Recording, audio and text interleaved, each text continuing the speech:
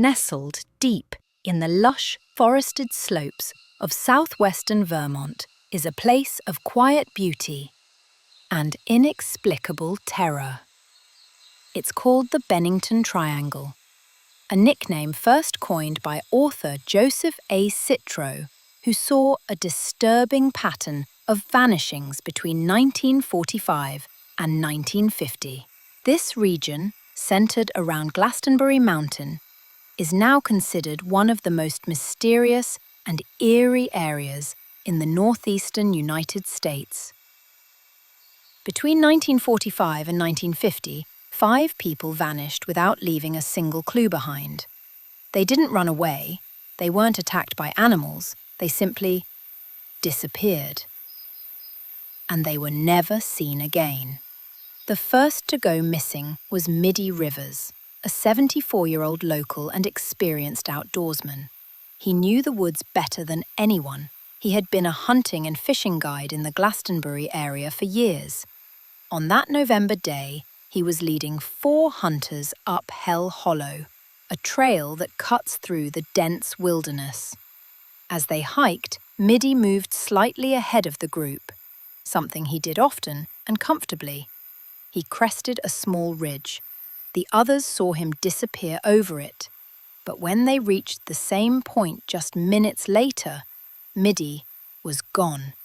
They called out, waited, then searched. Nothing. A full search party was organized, including hundreds of volunteers and even the National Guard. They found a single clue, a single rifle cartridge, believed to have dropped from his belt.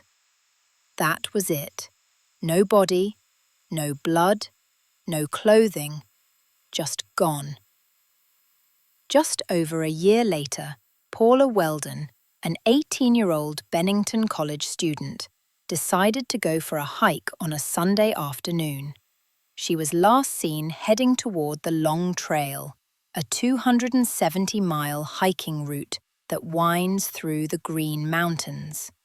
She had asked several people about the trail earlier that day and left her dorm in casual hiking clothes, a red parka, jeans, and sneakers. Multiple witnesses confirmed seeing her on the trail, but she never came back. When she didn't return that night, a massive search began. The FBI, state police, students, professors, and even New York detectives got involved. Bloodhounds tracked her scent for a few hundred yards, and then it vanished, as if she had evaporated into the trees. There were no signs of struggle, no footprints off the trail, no witnesses past a certain point, and Paula was never seen again. Her case prompted Vermont to create its first state police force. That's how serious it was. 3 years to the day after Paula vanished, James Tedford, a veteran and resident of the Bennington Soldiers' Home, disappeared in a way that defied logic. He had gone to visit family in St. Albans, Vermont, and boarded a bus to return home. Multiple passengers remembered seeing him on the bus at the stop before Bennington.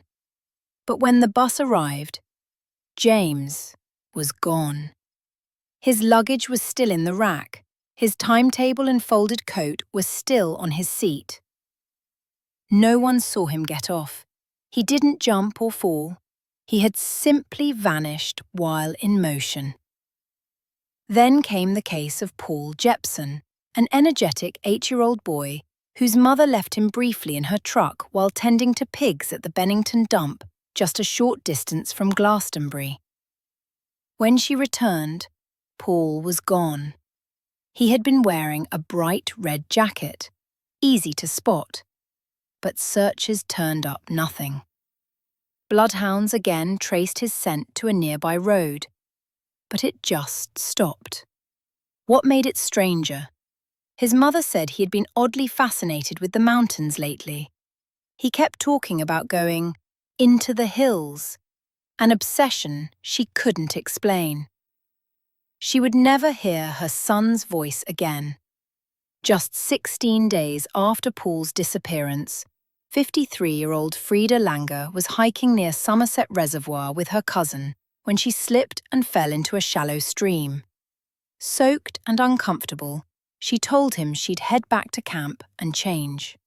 It was a short walk, less than an hour, but she never returned. For weeks, nothing. Search teams combed every inch of the area.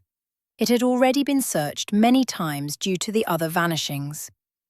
Then, 7 months later, her body was discovered in a cleared field near the reservoir that had been extensively searched before. Her corpse was too decomposed to determine a cause of death. Why hadn't anyone found her earlier? How had her body ended up somewhere that had already been searched? No one had answers, just more questions. In just 5 years, 5 people vanished. Different ages, genders, personalities. None of them had known each other, all in or near the Bennington Triangle, a 36-square-mile region centered around Glastonbury Mountain, a place with a long, eerie past.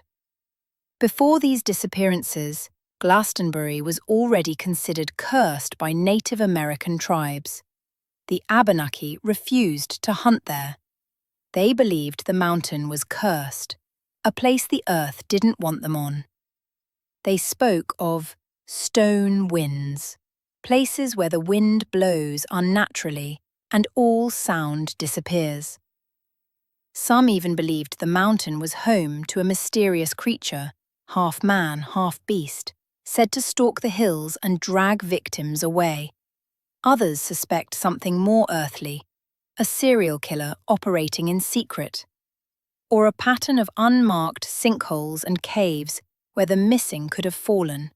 Still others point to more paranormal theories: interdimensional rifts, vortexes, or time slips. To this day, hikers report a strange stillness in the forest, as if something is watching. No wildlife sounds, just silence. No bodies, except Frida Langer's, have ever been found. No suspects, no motives. Only one thing is certain. The Bennington Triangle keeps its secrets buried deep, and it's still waiting. What do you think really happened in the Bennington Triangle? Could something unknown still be hiding in those woods? Let me know your theories in the comments below. And if you're drawn to chilling, real-life mysteries like this one, don't forget to hit that like button, subscribe to RealRift, and turn on notifications so you never miss what hides in the shadows.